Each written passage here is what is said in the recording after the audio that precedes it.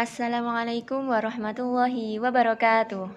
Halo teman-teman, perkenalkan nama saya Hidayatur Rohma dari jurusan Tadris Matematika FITK UIN Malang. Video ini dibuat untuk memenuhi tugas mata kuliah penelitian tindakan kelas yang diampu oleh Ibu Mutiara Arlisyah Putri MPD, atau kami biasa memanggil beliau dengan Bu Rara. Baiklah teman-teman, kali ini saya akan mempresentasikan proposal penelitian tindakan kelas dengan judul Penerapan Pendekatan Saintifik dalam Meningkatkan Hasil dan Keaktifan Belajar Siswa kelas 11 SMK Wali Songo Bululawang pada mata pelajaran matematika materi bangun ruang.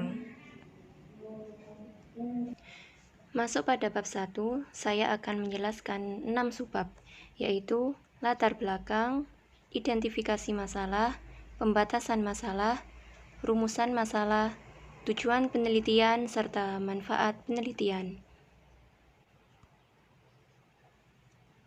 Subbab yang pertama, subbab A, yaitu latar belakang. Di sini ada pentingnya pembelajaran.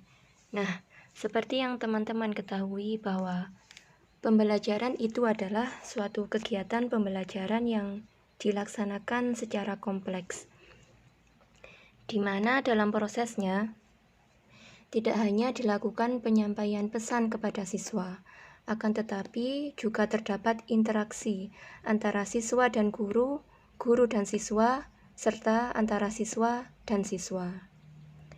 Pada proses pembelajaran, seorang siswa merupakan pelaku utama pada semua kegiatan pembelajaran, di mana sebagai pelaku utama, siswa harus bertindak aktif dan tidak hanya mendengarkan, lalu mencatat apa yang disampaikan oleh guru.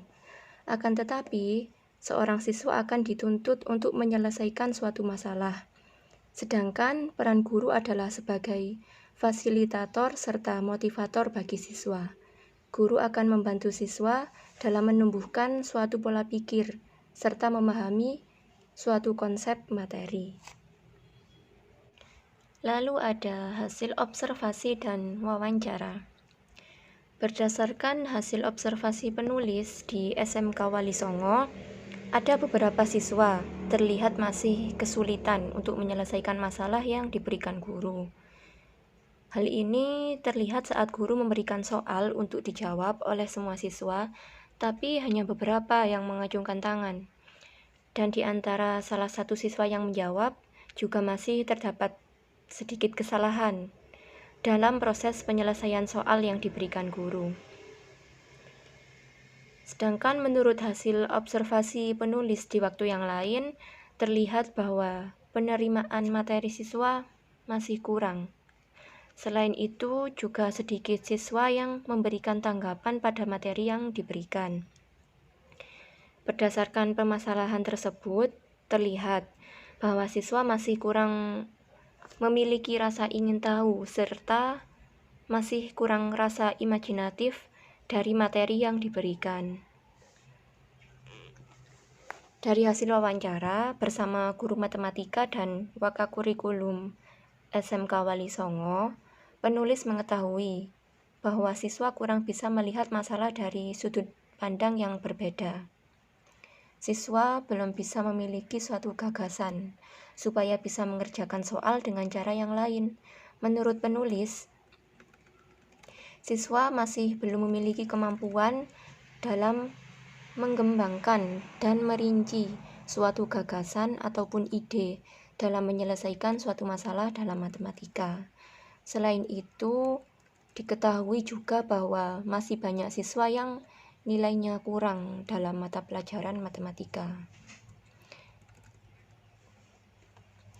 Teman-teman, ada dua faktor yang mempengaruhi tinggi dan rendahnya hasil belajar seorang siswa, yaitu faktor intern dan ekstern. Dua faktor tersebut sangat mempengaruhi keberhasilan terhadap hasil belajar siswa. Salah satu faktor intern yang sangat berpengaruh adalah cara belajar. Cara belajar yang dilakukan siswa bisa menjadi pendukung ataupun penghambat terhadap hasil belajar matematika siswa. Nah, dari permasalahan di atas maka perlu diterapkan sebuah pendekatan yang bisa membuat siswa berperan aktif pada proses pembelajaran matematika, yaitu salah satunya melalui pendekatan saintifik. Poin selanjutnya, Permendikbud nomor 56 tahun 2013. Oke, berdasar Permendikbud nomor 56 tahun 2013 tentang standar proses pendidikan dasar dan menengah. Di situ telah diisyaratkan mengenai perlunya proses pembelajaran yang dipandu dengan kaidah-kaidah pendekatan saintifik. Poin selanjutnya, pendekatan saintifik. Nah, pendekatan saintifik dalam pembelajaran meliputi menanya, mengamati, mengolah, mencoba, menyimpulkan, menyajikan, serta menciptakan untuk setiap materi yang dipelajari. Dalam situasi tertentu, terkadang suatu pendekatan tidak bisa dilaksanakan secara prosedur. Dan saat menemukan kondisi tersebut, maka diusahakan dalam proses pembelajaran itu tetap bisa menerapkan sifat-sifat dan nilai-nilai saintifik. Sehingga dengan penerapan pendekatan saintifik, diharapkan bisa meningkatkan keaktifan dan hasil belajar matematika siswa di SMK Wali Songo. Oke, subbab selanjutnya Subbab B, yaitu identifikasi masalah. Berdasarkan latar belakang yang telah saya sebutkan barusan, bisa diidentifikasi masalah-masalah yang timbul. Antara lain, 1. Siswa belum bisa mengikuti pembelajaran secara aktif di kelas. 2. Siswa belum bisa mengembangkan cara menyelesaikan masalah. 3. Hasil belajar matematika siswa SMK Wali Songo masih rendah. Next, subbab C, pembatasan masalah. Berdasarkan identifikasi masalah di atas, peneliti hanya akan membahas masalah mengenai upaya meningkatkan keaktifan dan hasil belajar siswa pada mata pelajaran matematika, materi bangun ruang, kelas 11 dengan pendekatan saintifik yang dilihat melalui tes. Lanjut subbab D, rumusan masalah. Di sini penulis saya merumuskan masalah dengan 2 rumusan masalah. Yang pertama, bagaimana upaya meningkatkan keaktifan belajar siswa SMK Wali Songo kelas 11 pada mata pelajaran matematika, materi bangun ruang melalui pendekatan saintifik. Yang kedua, bagaimana peningkatan hasil belajar siswa SMK Wali Songo kelas 11 pada mata pelajaran matematika, materi bangun ruang melalui pendekatan saintifik.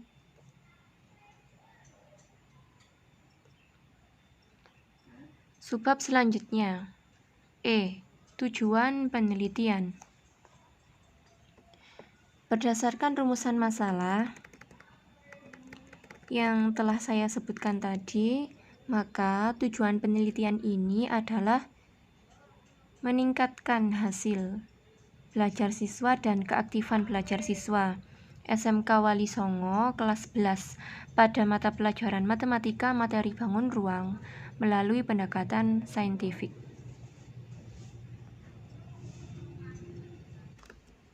Subbab terakhir di bab 1, manfaat penelitian. Harapan saya, penelitian ini dapat bermanfaat untuk yang pertama bagi guru, yaitu sebagai salah satu sumber pertimbangan guru untuk memberikan bimbingan terhadap siswa dalam meningkatkan hasil belajar siswa. Dan sebagai gambaran dalam menentukan strategi mengajar yang sesuai dengan gaya belajar siswa untuk mencapai tujuan pembelajaran. Lalu bagi siswa, yaitu sebagai pengalaman siswa dalam meningkatkan hasil belajar matematika. Bagi sekolah, peneliti berharap hasil penelitian ini bisa memberikan kontribusi yang positif dalam pembelajaran matematika di sekolah, sehingga dapat meningkatkan hasil belajar siswa. Dan bagi peneliti, saya sendiri sebagai pengetahuan mengenai penelitian tindakan kelas pada pembelajaran matematika. Baiklah teman-teman, selanjutnya adalah bab 2. Berisi kajian pustaka. Di sini saya akan menjelaskan 4 subbab, yaitu kajian teori, penelitian yang relevan, kerangka berpikir, serta hipotesis tindakan. Subbab A pada bab 2, yaitu kajian teori. Poin pertama, teori belajar. Nah, belajar itu adalah suatu kegiatan yang berproses. Belajar adalah unsur dasar dalam pelaksanaan pendidikan, karena salah satu faktor berhasil tidaknya pencapaian dari tujuan pendidikan adalah pada proses belajar siswa. Banyak ahli yang mendefinisikan makna belajar melalui banyak rumusan, sehingga terjadi keberagaman definisi dari belajar tersebut. Saya akan menjelaskan beberapa definisi menurut ahli. Antara lain, yang pertama menurut Gagne.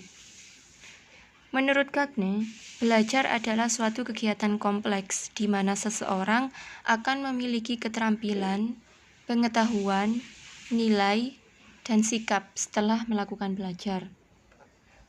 Yang kedua menurut Skinner, yaitu belajar merupakan suatu perilaku, di mana ketika seseorang belajar, maka terjadi respon yang lebih baik darinya. Begitu sebaliknya, ketika seseorang tidak belajar, maka responnya tidak meningkat atau menurun. Selanjutnya menurut Henry dan Suter, yang memaknai belajar dengan terjadinya perubahan dalam tingkah laku, yang terbentuk dari hasil sebuah pengalaman. Sedangkan menurut Syaiful Bahri, belajar merupakan perubahan yang terjadi pada seseorang setelah melakukan aktivitas belajar.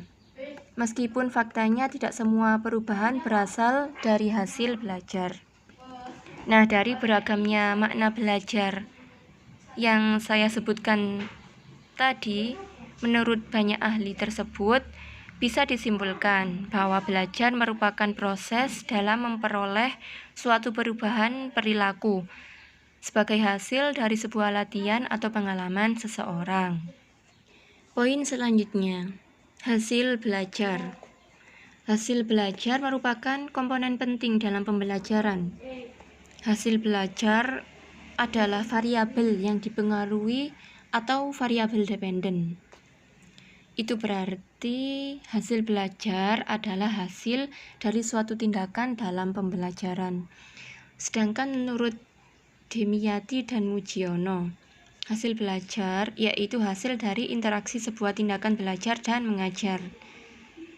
Hal ini dapat dipahami bahwa hasil belajar bersumber dari sebuah interaksi, di mana interaksi adalah komunikasi antara dua orang atau lebih. Di mana di sini adalah komunikasi antara peserta didik dengan guru.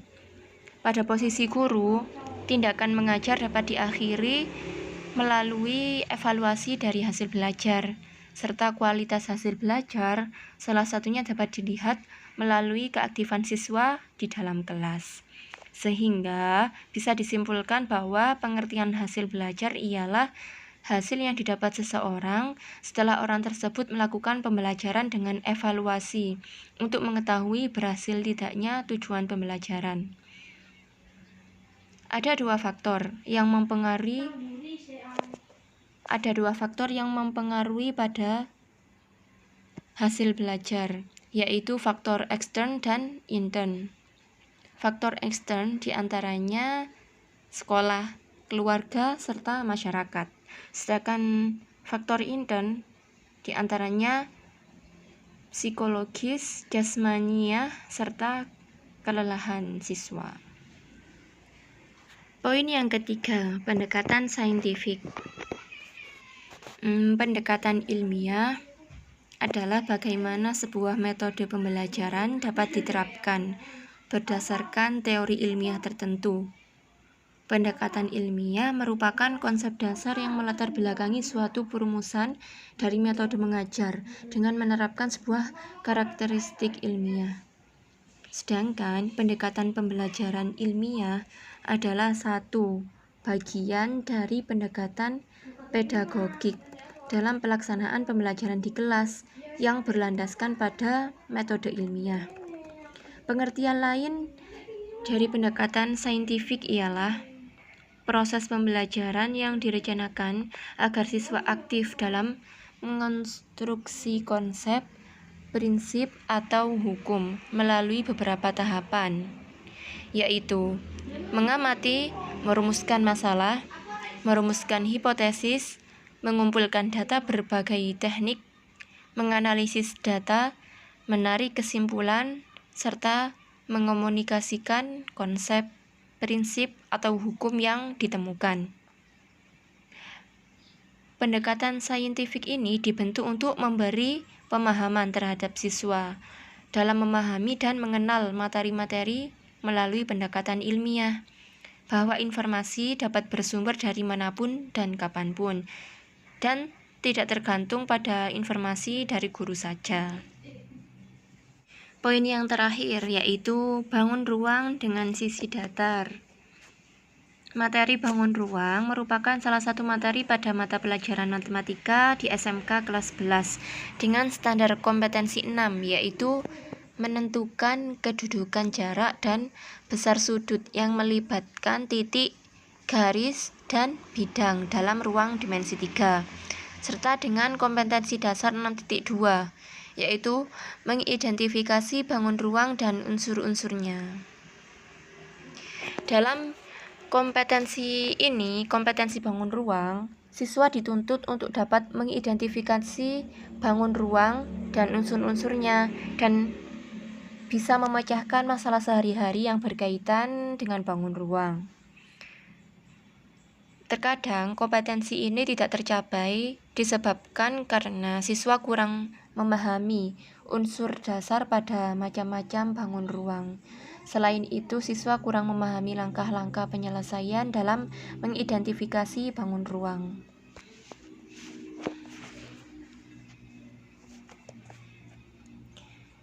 Nah, adapun macam-macam bangun ruang bersisi datar serta unsur-unsurnya diantaranya adalah pada gambar ini. Yang pertama adalah kubus ini. Kubus adalah bangun ruang yang dibatasi 6 sisi persegi yang kongruen.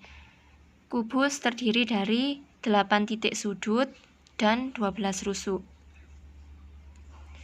Bangun ruang selanjutnya adalah balok. Balok ialah bangun ruang yang dibatasi 6 sisi persegi panjang, di mana 3 pasang sisinya itu kongruen. Balok memiliki 8 titik sudut dan 12 rusuk. Selanjutnya adalah prisma. Prisma ialah bangun ruang yang dibatasi 2 sisi sejajar dan sisi-sisi yang lain memotong sesuai garis sejajar. Ada banyak macam-macam prisma. Salah satunya adalah di sini, prisma segitiga. Prisma segitiga terdapat 6 titik sudut dan 9 rusuk. Bangun ruang yang terakhir adalah limas. Limas merupakan bangun ruang yang alasnya berupa bidang segi banyak, dan dari alas tersebut dibentuk bidang-bidang segitiga yang bertemu pada satu titik. Ada banyak macam-macam limas. Misalnya adalah pada gambar ini, yaitu limas segi 4. Limas ini terdiri dari 5 titik sudut dan 8 rusuk. Subbab selanjutnya yaitu kajian penelitian yang relevan. Di sini saya menemukan 2 penelitian dahulu yang mempunyai tema mirip dengan tema penelitian ini. Yang pertama adalah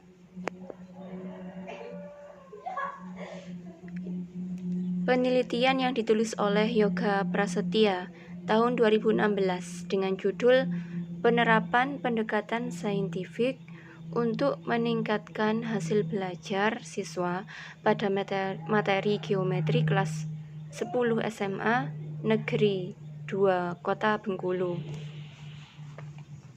Hasilnya menyatakan bahwa berdasarkan analisis pengamatan aktivitas belajar siswa menunjukkan bahwa terjadi peningkatan dari siklus 1, siklus 2, dan siklus 3. Hal ini terlihat dari rata-rata skor pada tiap siklus. Dalam siklus 1, aktivitas belajar siswa tergolong pada kategori cukup aktif dengan rata-rata skor 21,8. Pada siklus 2, aktivitas belajar siswa tergolong pada kategori cukup aktif dengan rata-rata skor 27,2.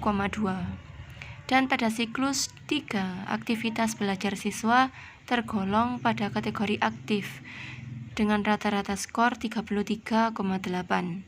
Sedangkan berdasarkan hasil analisis tes siswa, tiap siklus menunjukkan peningkatan hasil belajar siswa. Pada siklus 1, rata-rata hasil belajar siswa tidak mencapai KKM, yaitu 73,45 dengan ketuntasan belajar siswa 57,58%. Pada siklus 2, nilai rata-rata siswa mencapai 75,06 dengan ketuntasan belajar klasikal mencapai 72,73%. Dan pada siklus 3, hasil belajar siswa juga mengalami peningkatan, yaitu rata-rata nilai hasil belajar siswa mencapai 81,67 dengan ketuntasan belajar 87,88%. Penelitian yang relevan kedua ditulis oleh Umiyati tahun 2015 dengan judul Penerapan Pendekatan Saintifik dalam meningkatkan hasil belajar siswa pada mata pelajaran Pendidikan Agama Islam kelas 7D di SMPN 4 Kota Malang. Hasilnya menyatakan bahwa dampak penerapan pendekatan saintifik oleh guru PAI pada peningkatan hasil belajar siswa, yaitu siswa menjadi lebih kreatif, produktif, aktif, dan mandiri dalam pembelajaran di dalam atau di luar kelas. Penilaian tersebut dapat dilihat dari penilaian sikap, keterampilan, dan pengetahuan. Siswa juga bisa meningkatkan kemampuan berpikir, motivasi, dan semangat dalam proses pembelajaran. Hal ini dilihat dari hasil penilaian UH, UTS, serta UAS. Dari penelitian-penelitian relevan yang barusan saya sebutkan, terdapat persamaan dan perbedaan dengan penelitian yang saya tulis. Dapat dilihat dalam tabel.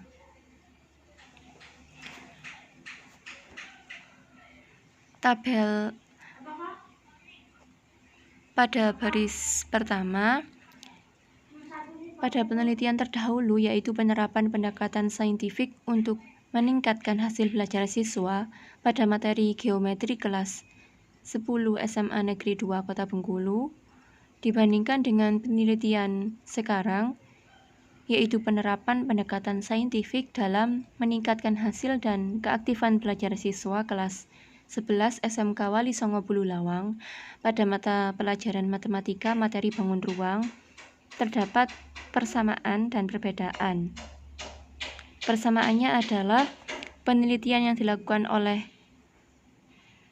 peneliti menggunakan pendekatan saintifik untuk meningkatkan hasil belajar. Sedangkan perbedaannya yaitu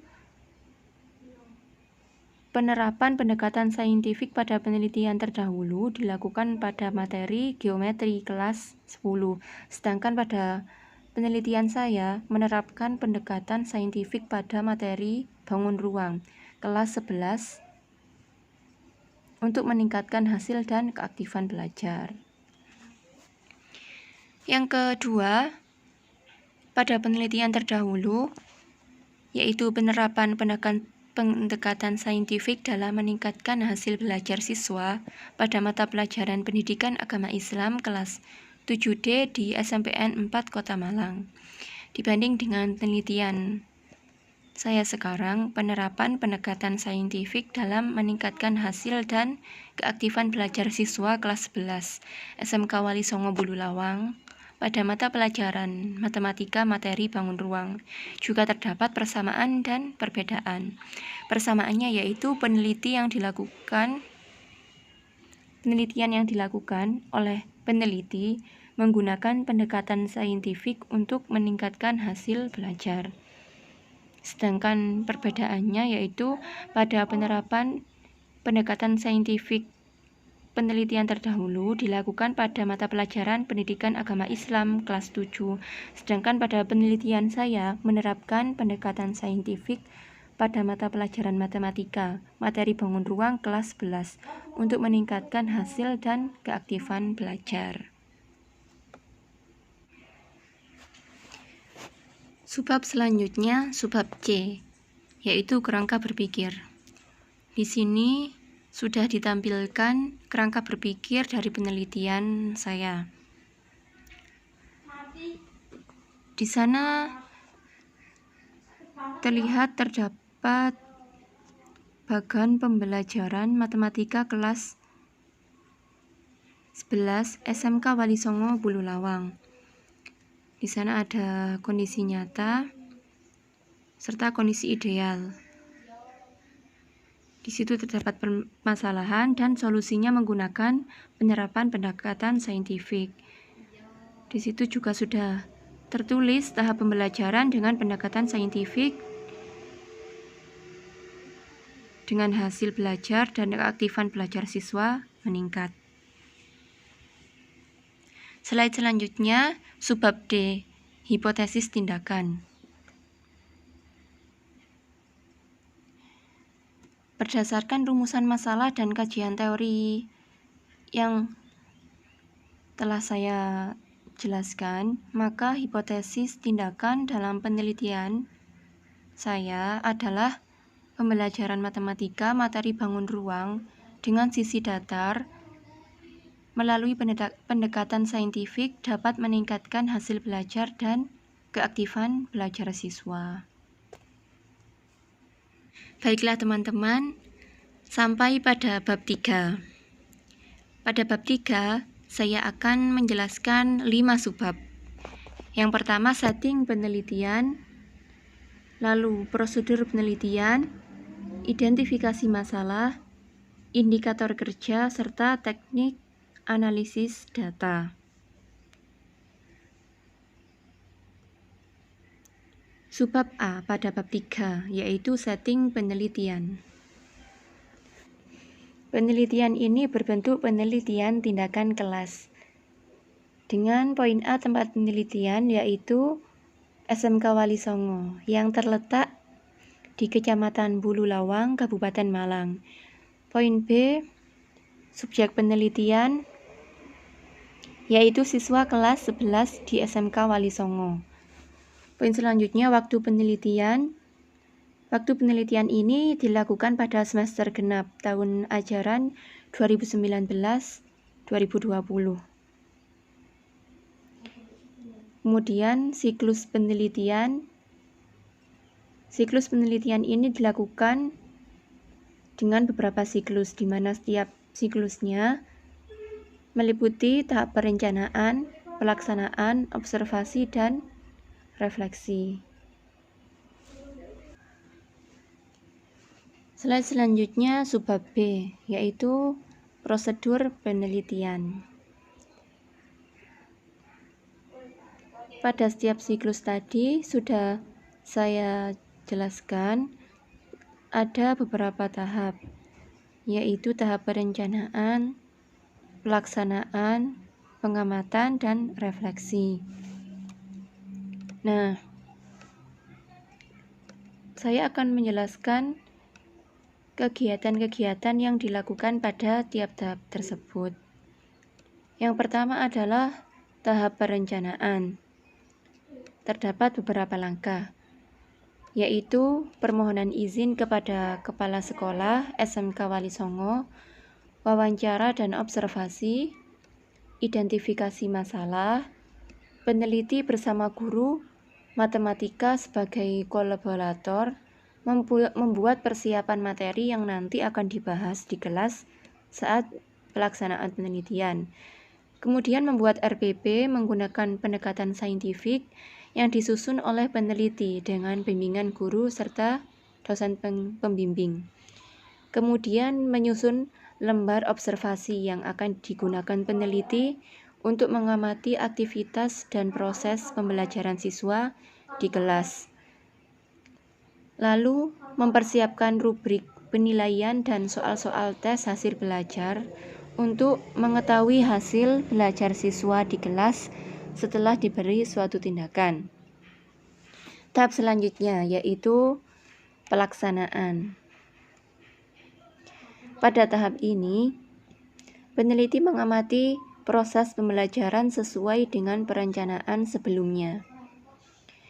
Pada tahap pelaksanaan ini dimaksudkan untuk memperbaiki proses pembelajaran di kelas dengan menggunakan pendekatan saintifik, di mana langkah-langkahnya antara lain melakukan tindakan sesuai perencanaan yang telah disusun, lalu menerapkan pendekatan saintifik dalam pembelajaran matematika materi bangun ruang dengan sisi datar. Kemudian melakukan evaluasi belajar yang terkait dengan peningkatan hasil belajar siswa, lalu melihat dan mencatat aktivitas siswa saat diterapkan pendekatan saintifik pada proses pembelajaran mata pelajaran matematika menggunakan instrumen penelitian yang telah dibuat. Tahap selanjutnya adalah pengamatan. Pada tahap ini akan dilakukan pengamatan pada aktivitas guru dan siswa kelas 11 SMK Wali Songo. Observasi atau disebut pengamatan ini pada penelitian saya bertujuan untuk mengetahui permasalahan yang terdapat di kelas 11 SMK Wali Songo mengenai proses pembelajaran matematika pada umumnya, di mana langkah-langkahnya yaitu melakukan pengamatan proses pembelajaran di kelas menggunakan pendekatan saintifik dan pengamatan terhadap penerapan pendekatan saintifik. Tahap terakhir yaitu refleksi. Langkah-langkahnya yaitu menganalisis hasil pengamatan untuk dibuat kesimpulan sementara pada proses pembelajaran di siklus 1 dan mengevaluasi serta menganalisis nilai tes hasil belajar materi bangun ruang di siklus 1 untuk dilakukan perbaikan pada siklus selanjutnya. Kemudian berlanjut pada pelaksanaan proses pembelajaran siklus 2 yang berdasarkan pada hasil refleksi siklus sebelumnya. Demikian tahapan kegiatan ini akan terus diulang-ulang sehingga membentuk siklus 2 sampai siklus selanjutnya. Subbab C, teknik pengumpulan data. Pada penelitian ini, teknik pengumpulan data yang saya gunakan adalah observasi, tes, dan catatan lapangan. Pada observasi, saya melihat langsung keadaan lapangan serta kendala apa yang dialami siswa sehingga hasil belajar siswa menjadi rendah.